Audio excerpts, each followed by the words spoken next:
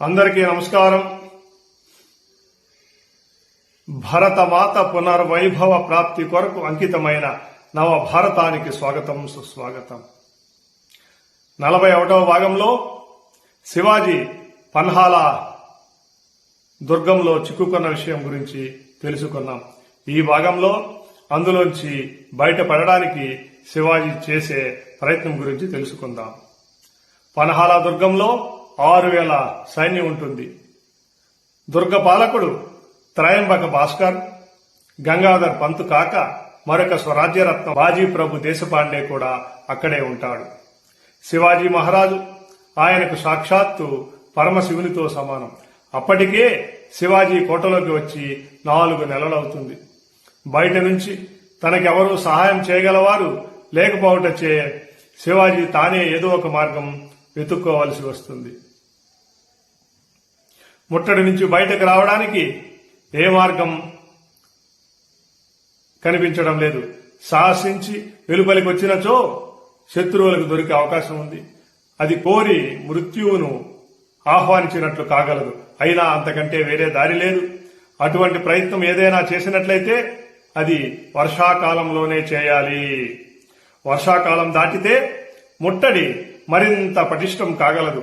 అందువల్ల ఈ వర్షాకాలంలోనే ముట్టడి నుంచి బయటకు రావాలని నిర్ణయించుకుంటాడు. సాహసించి కోట నుండి ఏదో ఒక విధంగా వెలికి రావడం ఒక్కటే మిగిలింది.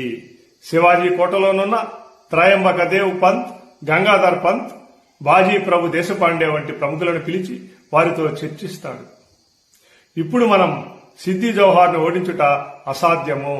మనం ఇంకా ఇక్కడ కాలాతీతం చేయడం చాలా ప్రమాదకరం. నేతాజీ కూడా ఓడిపోయి వెనుకకు మళ్లాడు. షాయిస్తా ఖాన్ స్వరాజ్యమును నాశనం చేయుట ఇప్పటికే ఆరంభించాడు. కాబట్టి ఎట్లయినా ఈ ముట్టడి నుంచి బయటకు వెళ్లవలనని శివాజీ అంటాడు. శివాజీ మాటలు వింటున్న వారందరికీ ఒంటి మీద పాములు, తేళ్లు పాకుతున్నట్లు అనిపిస్తుంది. మహారాజు ఇక్కడ నుంచి తప్పించుకుంటారా? ఏ విధంగాని అక్కడున్న వారందరూ అయోమయానికి గురవుతారు. కోట నుంచి బయటకు వెళ్లడానికి శక్తి కంటే ప్రస్తుతం యుక్తి ముఖ్యము. శివాజీ తన పథకాన్ని వారందరికీ వివరిస్తాడు. అది సాహసంతో కూడుకున్నది. అందులో ముఖ్య పాత్ర గూఢాచారులది. వారి సఫలత పైనే పథకం ఆధారపడి ఉంటుంది. కోట చుట్టూ ఉన్న గట్టి పహర కొండ చిలువ చుట్ట చుట్టుకుని ఉన్నట్లుగా ఉంది. ఆ చుట్ట మధ్యన ఎక్కడైనా సందు చేసుకుని బయటకు వెళ్లే అవకాశం ఉందా అనే విషయాన్ని ఈ గూఢాచారులు తెలుసుకుని చెప్పాలి. చిమ్మ చీకటిలో శివాజీ చారులు నిశ్శబ్దంగా కోట దిగి బయలుదేరుతారు. ఆ పహరాలోకి వాళ్లు ఎలా ప్రవేశించారో, ఎలా తిరిగి వచ్చారో, ఎక్కడ చూశారో అన్న విషయం ఆ భగవంతుడికే తెలియాలి. తెల్లవారేసరికి వాళ్లు ఆనందకరమైన సమాచారంతో కోట లోనికి తిరిగి వస్తారు. మధ్యలో ఒక ఇరుకు సందు ఉంది. కోట నుంచి దాటిపోవాలంటే అదొక్కటే దారి. కోట కింద విడిగా ఉన్న స్థలం పహరా వాళ్ల దృష్టికి కాస్త దూరంగా ఉంది. సిద్ది జౌహార్ దృష్టి పడని ప్రాంతం అది. కానీ దాని చుట్టుపక్కల గట్టి పహరా ఉంది. ఆ సందుగుండానే దారి చేసుకుని పోవాలని నిశ్చయమైంది.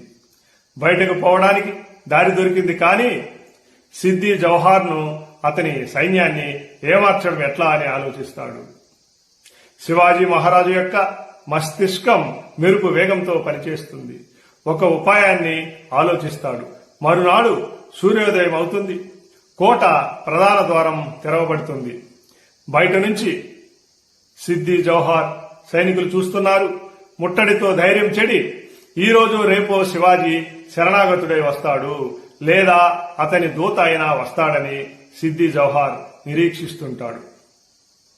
అప్పుడే తెల్లని వస్త్రాలు ధరించిన ఒక వ్యక్తి కోట మీద నుండి దిగి వస్తున్నట్లు కనిపిస్తాడు.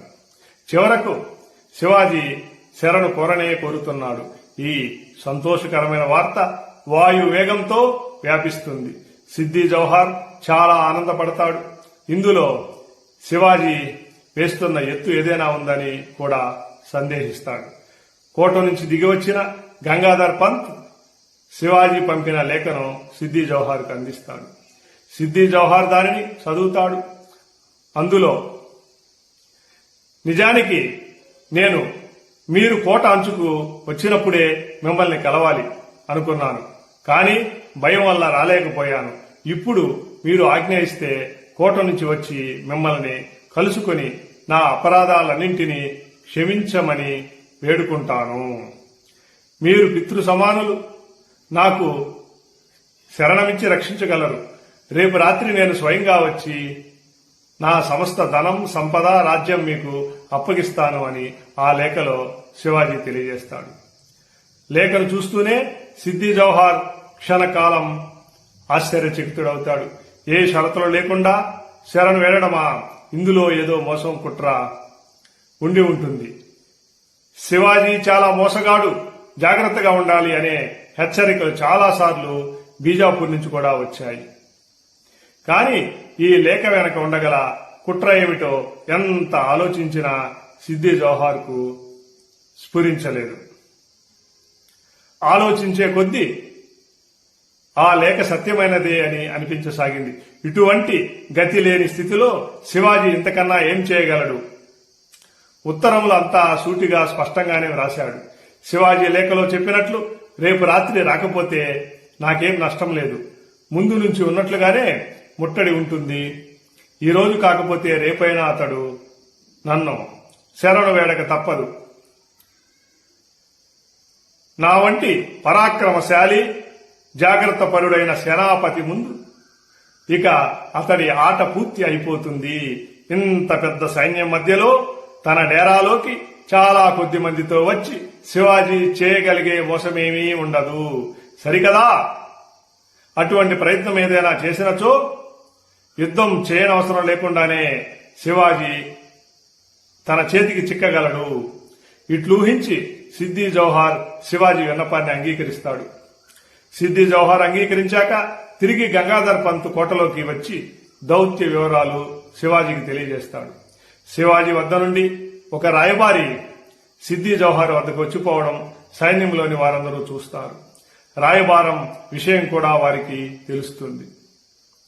తరువాతి రోజు రాత్రి శివాజీ స్వయంగా వచ్చి లొంగిపోనున్నాడనే వార్త శిబిరం అంతా వ్యాపిస్తుంది.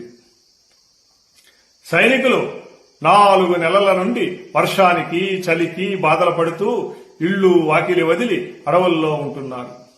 త్వరలోనే ఈ బాధ తప్పుతున్నది కదా అని అందరూ సంతోషిస్తారు. దానితో ఒక విధమైన అశ్రద్ధ, ముట్టడిలో సడలింపు సిద్ది జౌహార్ సైన్యానికి తెలియకుండానే కలుగుతుంది. శివాజీ ప్రయోగించిన సమ్మోహనాస్త్రం తన పని చేయనారంభిస్తుంది. సిద్ది జౌహార్ సైన్యం శివాజీ ఇంత త్వరగా వచ్చి లొంగిపోతాడా, తమ కష్టాలు తీరుతాయా అని ఆతృతతో ఎదురు చూస్తుంటుంది. తరువాత భాగంలో శివాజీ కోట నుంచి తప్పించుకోవడం గురించి తెలుసుకుందాం. ఈ వీడియో మీకు నచ్చినట్లయితే లైక్ చేయండి, షేర్ చేయండి, కామెంట్ చేయండి, మీ బంధుమిత్రుల చేత సబ్స్క్రైబ్ చేయించండి.